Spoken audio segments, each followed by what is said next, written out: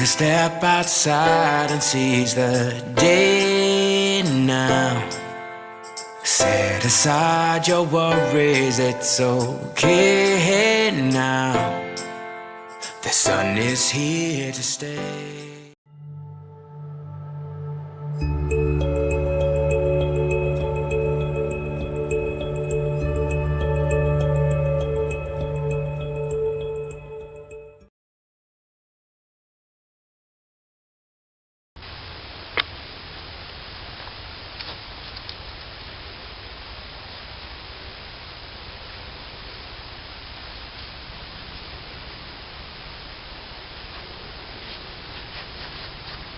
Oh, hi.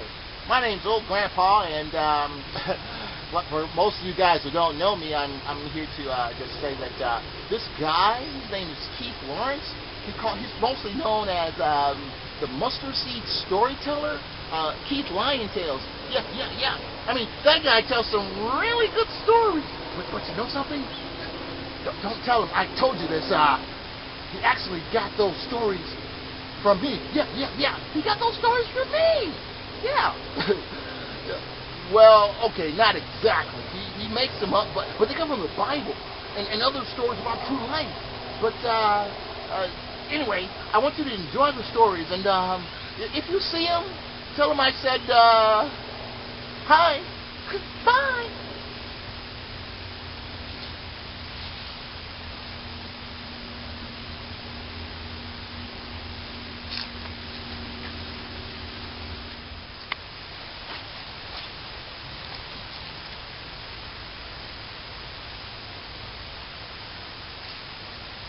Oh, hi. Hi, my name's Keith Lawrence, known as the Mustard Seed Storyteller. Yeah, that gentleman there, that's Old Grandpa. He's a real nice guy, but he sometimes thinks that I get the stories from him. Now, I can tell you a story about Grandpa. In fact, there was this one time when, well, that's another story. But in the meantime, I wanted you to just sit back, relax, get your popcorn, and enjoy these wonderful stories from the Mustard Seeds Storyteller. Oh yeah, you'll probably see Grandpa a little bit later on and some of his other interesting friends. So in the meantime, see you in story time.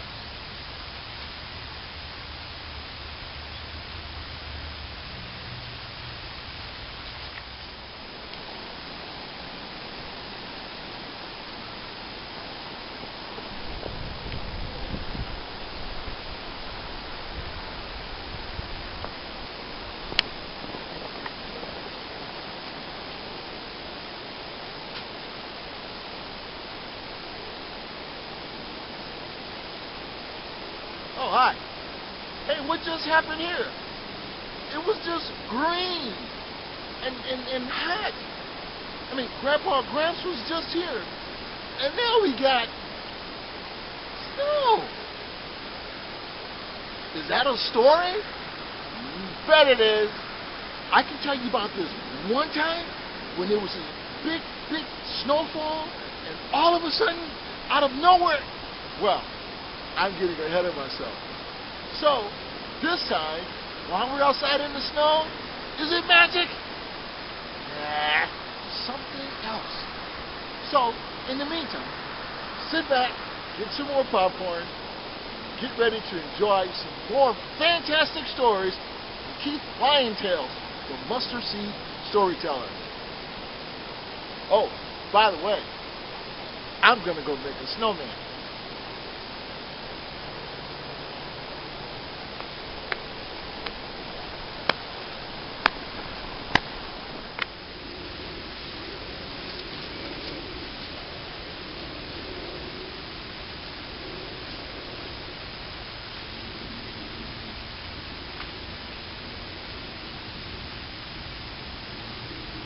Oh, hi.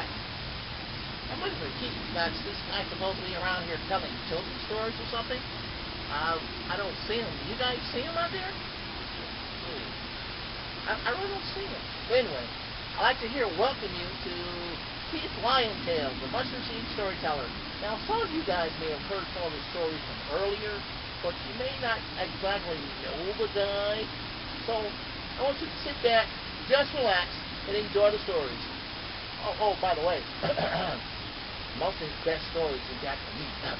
But don't tell them I said that. So, have a good day. Bye-bye.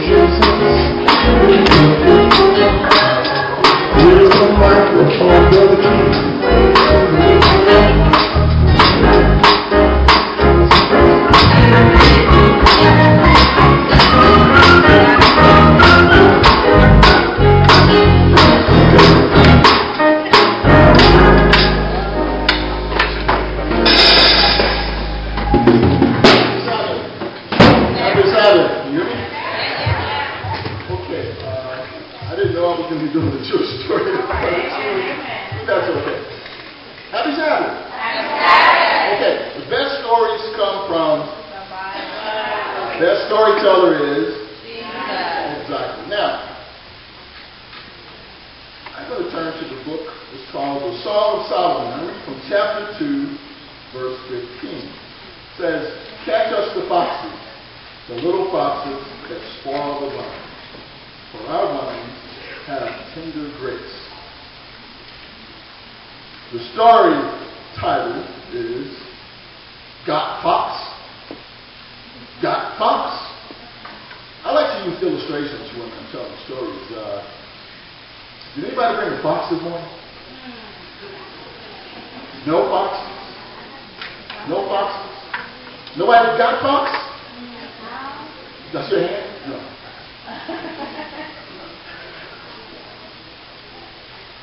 Okay.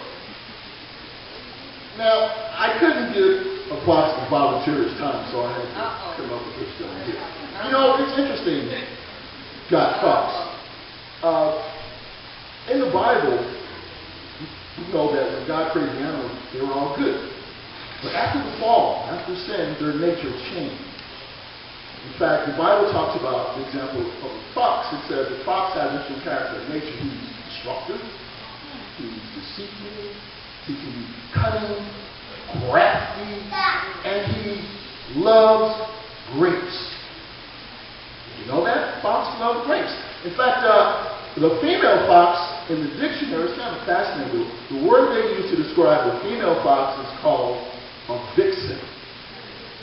And the definition of a vixen means someone who's malicious, mean, unpleasant. I'm not a nice person. A fox. But did you know about a fox that foxes live all over? In fact, there are foxes here in North America.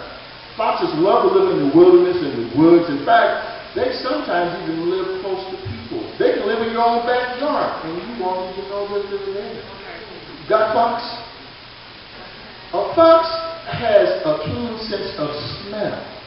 Did you know that a fox's hearing is so acute that they can hear your watch tick from 40 yards away?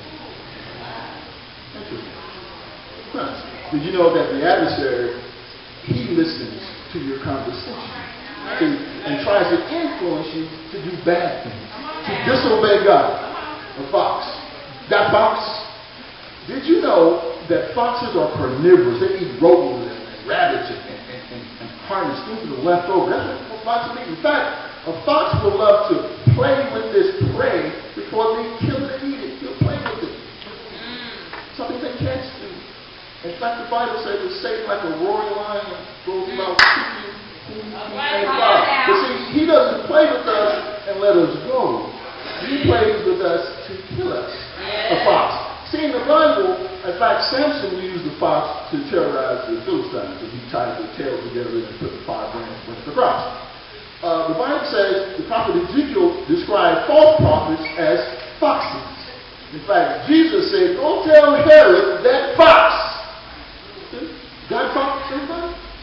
Did you know foxes love grapes? The text says, it's the little foxes that spoil the vine. Did you know that in vineyards where they grow grapes, that the big foxes will get the grapes and destroy them? They'll eat them up. But the little foxes can't reach the grapes, they're too high. So what do? They chew on the vine and destroy the vine.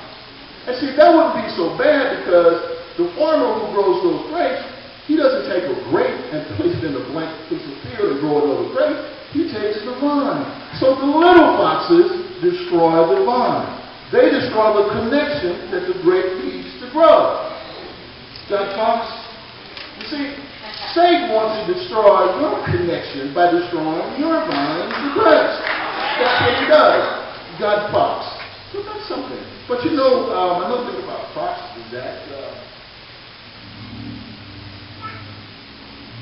they have excellent vision too. In fact, it's kind of fascinating when I was studying about the foxes that they live everywhere. They can sometimes be someplace that you least expect. The little ones. So it's kind of the little things that we do. We think, well, it doesn't matter. It's not going to affect us later on. Those are the little foxes they call problem. Just a little bit of disobedience. Just a little bit of not paying attention. Just a little bit of, well, mom said do this, I'm not going to do this. Just a little bit of being angry with somebody. Just a little fox. Got fox. But when the text talks about, Jesus says, I am the vine. My Father is the vine dresser. But when we talked about those grapes, anybody bring grapes? Got grapes? I just happen to have some grapes.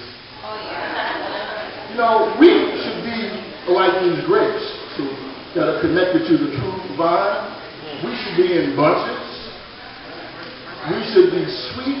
You see, when we get pressed and squeezed and problems come, we should give off grape juice, which is nourishing for the body and sweet to the soul, instead of giving off vinegar and oil and milk. Got fox.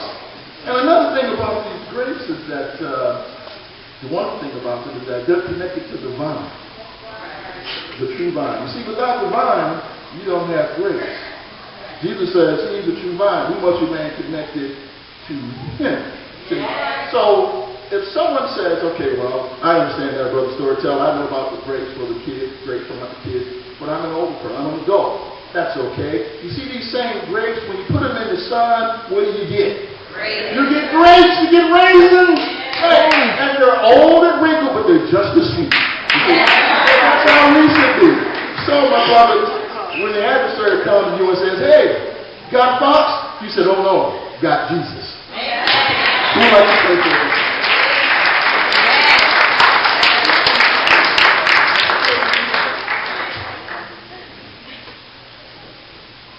Bow our heads.